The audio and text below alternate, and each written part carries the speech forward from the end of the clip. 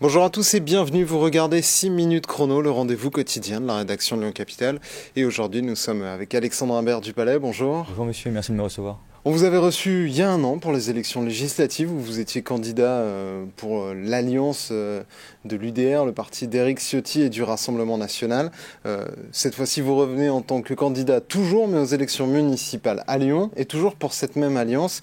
Est-ce que ça a été difficile pour le Rassemblement National d'acter que le candidat à Lyon, troisième ville de France, deuxième métropole de France, serait issu finalement d'un allié et pas porté par eux? Ou est-ce que finalement votre candidature les arrangeait bien parce qu'ils n'avaient personne à présenter à Lyon?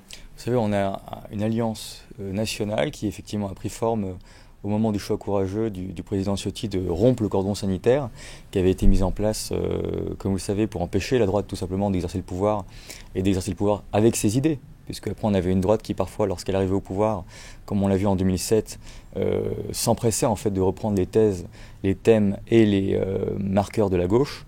Et donc le président Ciotti a fait le choix de briser ça et de faire une grande alliance d'union nationale avec les patriotes de l'union des droites sur le modèle de ce qui se passe en Italie, dont on nous avait dit quand Giorgia Meloni a pris le pouvoir que ça allait être une catastrophe, et on voit à quel point c'est catastrophique puisque l'Italie nous passe devant dans tous les domaines.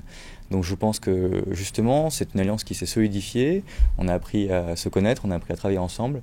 Je pense qu'on s'enrichit beaucoup de nos différences et que tout se passe de manière extrêmement apaisée et c'est très agréable. Moi je travaille également à l'Assemblée nationale, donc je suis aux premières loges pour voir cela et pareil, le président Ciotti répète souvent à quel point c'est agréable de travailler justement avec le Rassemblement national puisqu'on a des gens qui tiennent parole. Et à l'inverse de ce qu'il a pu connaître chez LR, une fois que quelque chose est dit et acté, c'est dit et acté et on s'y tient. Et c'est exactement ce qui se passe pour ces élections municipales. L'Alliance a fait le choix de présenter dans certaines villes de France, notamment à Lyon, mais ce n'est pas un secret qu'il y en aura d'autres, des candidats de l'UDR dans le cadre d'une alliance avec le Rassemblement national pour montrer justement notre capacité à travailler ensemble au service des habitants des villes pour travailler à un vrai programme de droite clair avec des valeurs claires, des idées claires et sortir du en même temps dans lequel se perdent nos anciens amis de LR. Quelle est la différence entre vous et le Rassemblement national? Puisqu'on a vu à Lyon, c'est un parti qui historiquement se casse les dents sur les élections municipales. Pas d'élu en 2020, il y en avait eu un seul en 2014. Est-ce que vous portez une ligne politique différente de celle du RN ou finalement c'est la même chose mais avec une autre étiquette? Vous savez, c'est pas les seuls à se casser les dents aux élections municipales. Je n'ai pas l'impression justement que LR ait particulièrement brillé aux dernières élections municipales. Ils ont deux mairies d'arrondissement là où le RN... oui, celle du 6e, c'était un peu ambigu entre Horizon et LR, mais ça change un peu toutes les semaines. En l'occurrence, c'était pas un grand succès non plus. Donc vous savez, je pense qu'il n'y a pas trop de leçons à donner là-dessus. Le Rassemblement national est un parti qui est sur un mouvement de montée en puissance, notamment dans les grandes villes. Et je pense que les scores qui ont été réalisés aux dernières élections législatives de 2024, dans lesquelles vous avez eu la gentillesse de rappeler que j'avais été candidat, quand on regarde les scores à Lyon intramuros, notamment dans le 2e, dans le 5e, ce sont des scores qui sont extrêmement impressionnants dans le 8e arrondissement. Donc je ne dis pas qu'il y aura un décalque, évidemment, les élections ne sont pas les mêmes, les enjeux ne sont pas les mêmes. Cependant, on voit que LR a quasiment disparu du champ politique à Lyon, et que maintenant ils essayent de trouver une alliance, n'ayant pas voulu, pour ceux qui sont à Lyon, faire l'alliance avec le Rassemblement national comme nous l'avons fait et faire une alliance des patriotes. Ils sont contraints d'essayer d'obtenir une alliance avec la Macronie et avec celui qui sera sans doute le représentant d'Emmanuel Macron dans cette élection, c'est-à-dire Jean-Michel Aulas. Vous comment vous voyez sa candidature? C'est un homme de droite. Est-ce que vous pourriez imaginer travailler avec lui, peut-être dans le cadre d'un deuxième tour, si lui en a envie aussi, hein. Mais est-ce qu'il y a une envie chez vous? La différence entre Jean-Michel Aulas et moi, il y en a beaucoup. Déjà, c'est une personnalité extrêmement respectable, qui est un grand Lyonnais, comme j'ai eu l'occasion de le dire. Donc moi, j'ai beaucoup de respect pour lui, même une certaine admiration pour son parcours. Je pense qu'il a rendu très fier Lyon et les Lyonnais.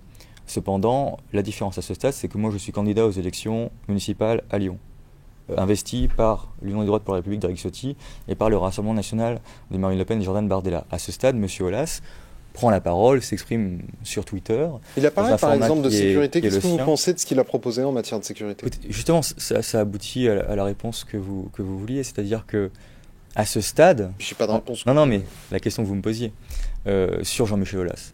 À ce stade, quand on observe ses propositions, c'est extrêmement ambigu, ça donne l'impression qu'il n'y a pas eu beaucoup de travail de fond derrière. Et si vous voulez, il ne suffit pas d'avoir une grande personnalité comme ça qui débarque dans le jeu politique. Il faut proposer des choses concrètes pour améliorer la vie des Lyonnais et résoudre les problèmes de qualité de vie, de cadre de vie et donc de sécurité. Sur la sécurité, puisque vous en parlez, il a publié un long message effectivement que tout le monde a lu, j'imagine, avec beaucoup d'attention. Sur les constats, on est tous à peu près d'accord. Il y a une dégradation, enfin, à part, je sais pas, mais peut-être les gens qui travaillent dans les hôtels de ville et qui n'en sortent pas. La mairie de Lyon. Voilà, il y a une dégradation. Un bilan plutôt positif. Oui, mais ça, vous savez, c'est le positive thinking. Il faut dire que tout va bien, puis tout ira bien, mais non, en fait, tout ne va pas bien. Donc, il faut résoudre les problèmes, et il ne faut pas dire que les problèmes n'existent pas. Mais ça, pour moi, c'est une base, une donnée dans la politique. Il faut dire les problèmes et régler les problèmes. Il ne faut pas dire qu'il n'y a pas de problème. Et comment vous les régleriez? On arrive bientôt à la fin de cette émission. Sur Jean-Michel Aulas, il a proposé uniquement une brigade municipale pour les transports en commun. Si vous voulez, pour moi, c'est pas à la hauteur. Toutes ces propositions actuellement ne sont pas à la hauteur. Ni la gratuité dans les transports, c'est pas sérieux, c'est pas travaillé. Moi, ça m'inquiète beaucoup. Et c'est pour ça que je pense que la vraie proposition concrète, c'est celle que nous porterons, nous, dans le cadre d'une alliance de l'union des droites, avec un programme clairement à droite. Et ce serait quoi cette réponse? Puisque vous dites que lui, il n'a pas travaillé, moi, justement, que vous avez bossé, que vous avez des solutions à apporter. J'étais encore hier avec l'Association pour le développement de la presqu'île qui porte des propositions qui sont très claires et que vous verrez sur leur programme. Je ne vais pas reprendre tout à mon compte, mais ça fait partie des axes sur lesquels on va travailler, sur la police municipale. Moi, je discutais encore avec les policiers municipaux pendant la fête de la musique. Ils sont en sous-effectif chronique. Il y a un plan massif à faire de sécurité publique à Lyon, avec un renforcement massif des effectifs, des PC de sécurité un peu partout. Et j'aurai le temps, lors d'un autre rendez-vous, de vous détailler le plan de sécurité. Il y aura aussi un plan sur le cadre de vie, il y aura un plan sur l'environnement, bien évidemment. Il y aura un plan sur chaque partie. Mais je pense qu'on ne fait pas de la politique par des messages Twitter, avec des propositions mal travaillées, avec un mélange de ChatGPT. Je ne veux pas taper sur Jean-Michel Aulas gratuitement. Je dis que pour le moment... C'est important de le faire. Pour le moment, ce n'est pas à la hauteur de ce qu'il faut proposer à Lyon et pour les Lyonnais. Et moi, j'appelle mes amis des Républicains à nous rejoindre dans cette union des droites qui, je pense, est plus sérieuse et plus à la hauteur du niveau de problème qu'on aura à régler pour Lyon, plutôt qu'une alliance attrape-tout qui est en fait juste la survie du macronisme par des voies pour rester au pouvoir au municipal, puisqu'ils vont perdre le pouvoir au niveau national. Je pense que ce n'est pas à la hauteur que les Lyonnais méritent mieux. Et Jean-Michel Aulas, plutôt que d'être la béquille, si vous voulez, du macronisme finissant, aurait mieux fait d'être l'artisan de l'union des droites, comme j'essaie de le faire. Merci beaucoup d'avoir répondu à notre invitation et à nos questions. Moi, je vous donne rendez-vous très bientôt pour une nouvelle édition de 6 minutes chrono. Au revoir.